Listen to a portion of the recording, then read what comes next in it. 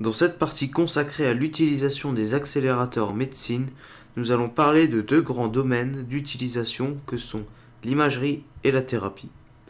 Avant cela, on peut citer quelques chiffres qui montrent l'impact direct des accélérateurs et de la recherche fondamentale sur la santé et donc sur nos vies à tous.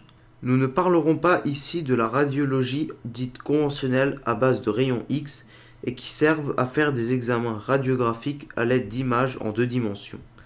On note cependant que près de 5 milliards d'examens seraient pratiqués chaque jour, tout domaine de la médecine et de l'industrie confondus.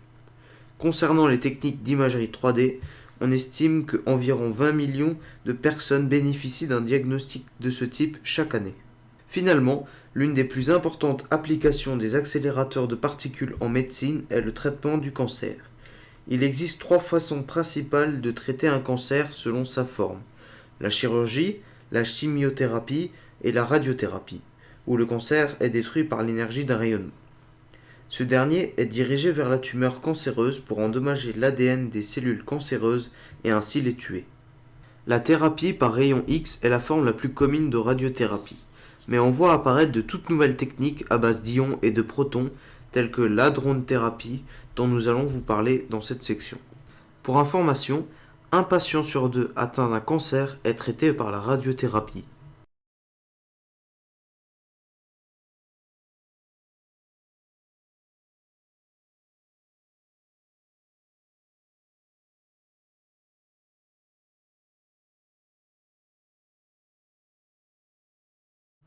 Avant de pouvoir traiter une tumeur, il faut pouvoir la détecter et la diagnostiquer. L'imagerie médicale est un outil qui va nous aider en cela, à regarder à l'intérieur des corps d'une manière non invasive. Cette technique ne fait pas directement appel à un accélérateur de particules, mais sa technologie est issue des grands accélérateurs de recherche en physique fondamentale. Il existe deux grandes techniques. L'une est basée sur le principe d'émission de particules, typiquement des rayons X, que l'on émet depuis une source vers le corps à étudier. Ces particules sont alors absorbées de façon différente selon la densité des tissus rencontrés. La seconde technique est basée sur le principe d'émission et suppose que l'on injecte la source de particules à l'intérieur du corps à observer. Cette source est typiquement un glucose radioactif que l'on injecte au patient et qui va se propager à l'intérieur du corps. Il y a une grande différence dans les énergies mises en jeu. La seconde technique utilise des niveaux d'énergie très supérieurs à la première et permet donc de voir plus en profondeur. Les deux techniques sont souvent utilisées ensemble car elles sont complémentaires. Pour bien comprendre la façon dont les images sont générées, il faut faire une petite parenthèse et expliquer ici le concept de tomographie. Cette technique est très utilisée dans l'imagerie médicale, en géophysique, en astrophysique et en mécanique des matériaux. Lorsque la radiologie conventionnelle projette des rayons X sur un membre, on perd tout simplement une dimension car le résultat est une plaque photographique. L'idée de la tomographie est de prendre une multitude d'images comme si on découpait le patient en tranches successives afin de pouvoir reconstruire un modèle 3D à l'aide d'un ordinateur.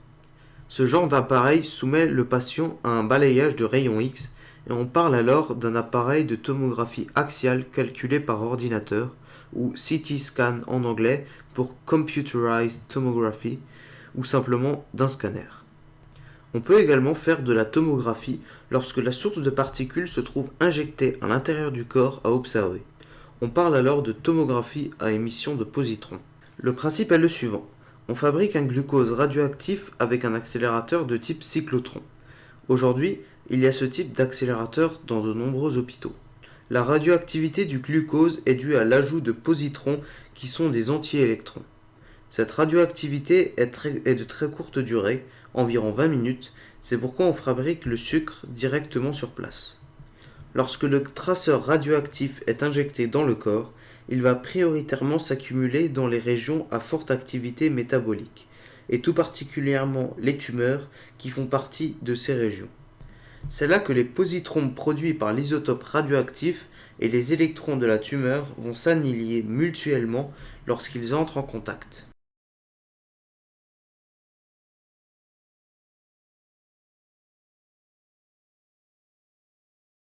Lorsqu'il y a annihilation de matière et d'antimatière, Les lois de la physique doivent être respectées, et tout particulièrement les lois de conservation de mouvement et d'énergie.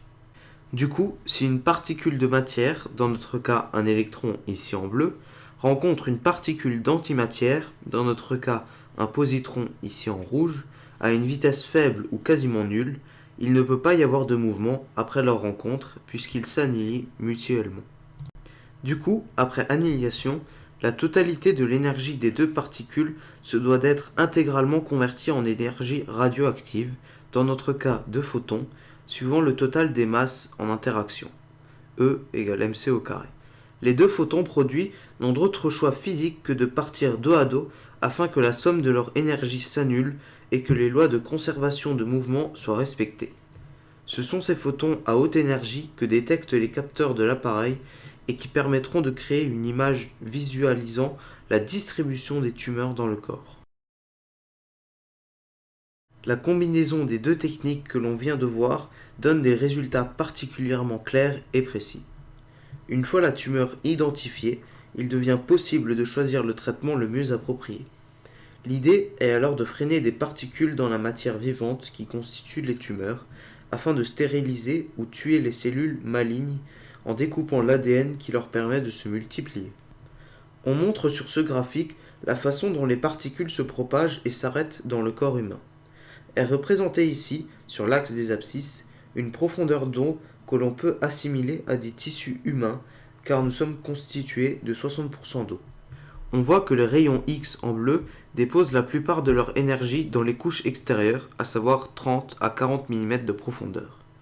Si on veut atteindre et détruire les cellules d'une tumeur qui se trouve par exemple à 15 cm de profondeur, il va falloir déposer une plus forte dose sur les couches superficielles et donc risquer d'endommager pas mal de cellules saines et de créer des brûlures en surface.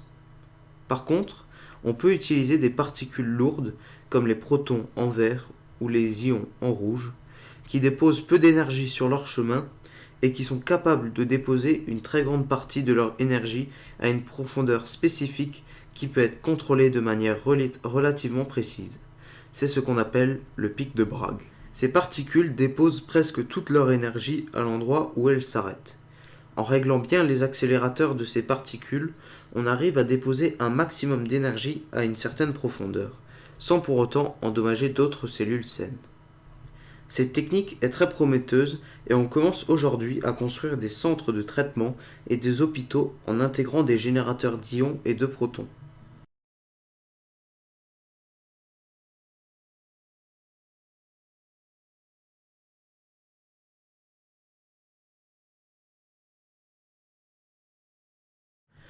On voit ici l'accélérateur circulaire du centre Med-Ostron en Autriche avec les faisceaux dirigés vers les différentes salles de traitement.